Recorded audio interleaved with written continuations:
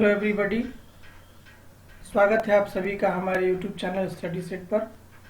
अगर आपने हमारे चैनल को सब्सक्राइब नहीं किया है तो हमारे चैनल को सब्सक्राइब करें और नीचे दिए गए बेल आइकन को प्रेस करें ताकि जो भी हमारे अपडेट्स हैं आप तक पहुंच सकें। स्टूडेंट्स, आज जिस टॉपिक को हम डिस्कस करने जा रहे हैं वो आपके स्क्रीन पर है, लीजर बाय W.H. डेवाइस। स्टूडेंट, ये चैप्टर DAV पब्लिकेशन के इंग्लिश लिटरेचर के बुक चैप्टर 3 से लिया गया है। ये एक पोएम है। आइए अब हम इस चैप्टर को शुरू करते हैं। चैप्टर शुरू करने से पहले स्टूडेंट्स प्री रीडिंग टास्क दिए गए हैं, यानी कुछ टास्क आपके लिए हैं, कुछ काम है आपके लिए। आप इन क्वेश्चंस को देखें और उनको सॉल्व करने का कोशिश स्वयं द्वारा करें। सबसे पहला है, what do you do in free time? आप खाली समय में क्या करते हैं? आप जो भी करते हैं इसका आंसर लिख सकते हैं। आप ड्राइंग बनाते हैं या मूवीज देखते हैं या फिर स्टोरी बुक्स पढ़ते हैं, जो कुछ भी काम आप खाली समय में करते हैं, फ्री टाइम में करते हैं, उसको आप अपने आंसर के रूप में लिख सकते हैं। नेक्स्ट क्वेश्चन है हमारा, list at least 5 things that you want to do but can not do because of lack of time. आपको 5 ऐसे चीजों के बारे में लिखना है जिसको करने का शौक तो आपको है, जिसे आप करना चाहते हैं, मगर समय के कमी के कारण आप उस काम को नहीं कर पाते हैं। अगला हमारा क्वेश्चन है, do you enjoy the fast and hectic life of a metro city और the slow and peaceful village life far away from a city? Students, आप किस तरीके के जीवन को जीना पसंद करते हैं? क्या आपको किसी बड़े शहर में रहकर एक व्यस्त जीवन बिताने का शौक है, या आप किसी गांव में आराम से और शांतिपूर्ण जीवन बिताना चाहते हैं? आप अपना जवाब लिख सकते हैं। नेक्स्ट जो क्वेश्चन है जिसको हम चैप्टर शुरू करने से पहले डिस्कस कर रहे हैं वो है, make a list of at least 5 places hill stations that you would like to visit. आपको किन्हीं 5 ऐसे स्थानों के बारे में लिखना है, खास करके अगर वो हिल स्टेशन हो तो ज़्यादा बेहतर है, जहां आप छुट्टियां बिताने घूमने जाना चाहते हैं। What would you like to go to this places? और ये भी आप जवाब में लिखेंगे कि आप उन स्थानों पर क्यों जाना चाहते हैं, आपको उस जगह पर क्या अच्छा लगता है। Now read the poem. अब हम चैप्टर की शुरुआत करते हैं। Students, what is this life if full of care? We have no time to stand and stare. What is this life if? ये हमारा जीवन क्या है, ये हमारा जीवन कैसा है? फुल ऑफ केयर यानी चिंताओं से भरा हुआ है।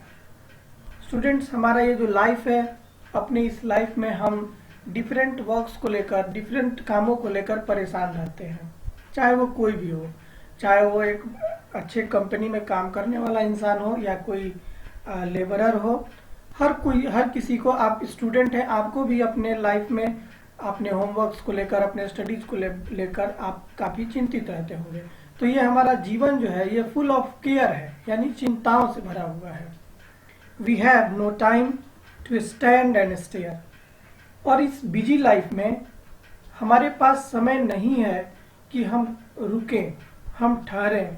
स्टूडेंट, हमारे इस जिंदगी में ठहराव नहीं है, हम अपने काम के पीछे निरंतर दौड़ते रहते हैं। चाहने के बावजूद भी, रुकने की इच्छा करने के बावजूद भी हमारे पास इतने वर्क्स होते हैं कि हम कहीं भी रेस्ट नहीं ले पाते हैं। No time to stand beneath the boughs and stare as long as sheep और काउज। हमारे पास इतना भी समय नहीं है कि हम किसी पेड़ के डाल के नीचे, किसी पेड़ के शाखा के नीचे खड़े हों, लंबी सांसें लें। जिस तरीके के हम देखते हैं कि बागीचों में पेड़ों के नीचे लंबे देर तक प्रकृति का आनंद जानवर लेते हैं, चाहे वो भेड़ हो या गाय हो, लेकिन हमारे जीवन में इतना ठहराव, इतना रिलैक्स नहीं है कि हम कभी पेड़ के नीचे, कभी प्रकृति के गोद में आराम से समय व्यतीत कर सके। No time to see when woods we pass, where squirrels hide their nuts in grass. Student, जब कभी हम किसी प्राकृतिक दृश्य से होकर गुजरते हैं, चाहे वो जंगल हो, बागीचा हो, मगर चाहने के बावजूद भी हम वहाँ नहीं ठहरते हैं। हम उस जंगल में छोटे मोटे जीव जैसे कि गिलहरी का घास के बीच अपने बादाम को, अपने अखरोट को छुपाना, अपने नन्हे दांतों से उस नट्स को खाना, ये सारे बहुत से प्राकृतिक दृश्य हैं।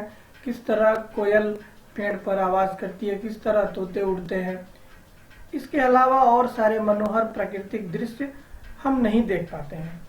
No time to see in broad daylight. हमने कभी भी दिन के समय ब्रॉड डे लाइट को, यानी जो दिन में रोशनी होती है, कभी हम उसको स्थिर से निहार नहीं पाते हैं।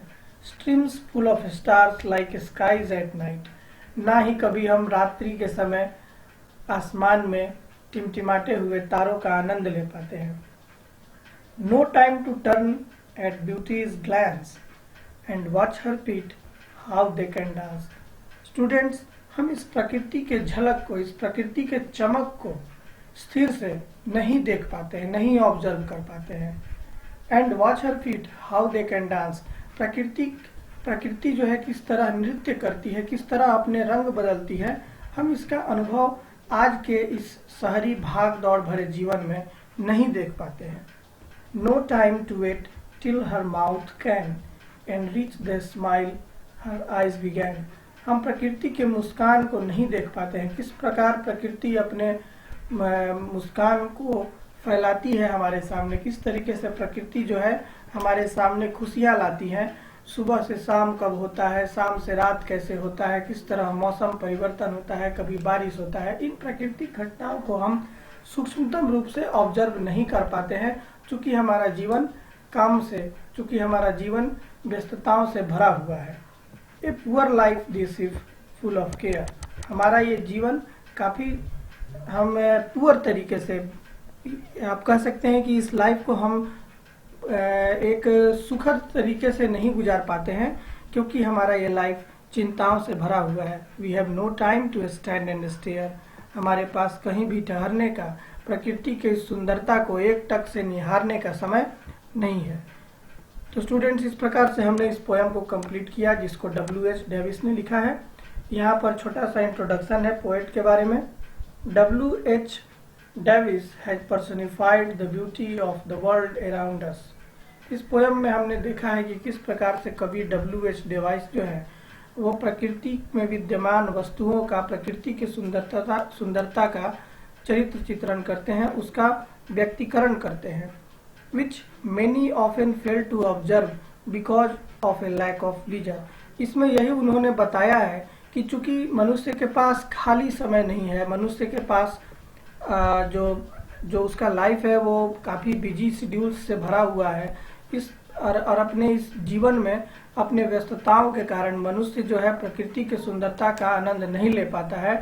Dancing fit enchanting smile symbolically refers to various aspects of beauty around us।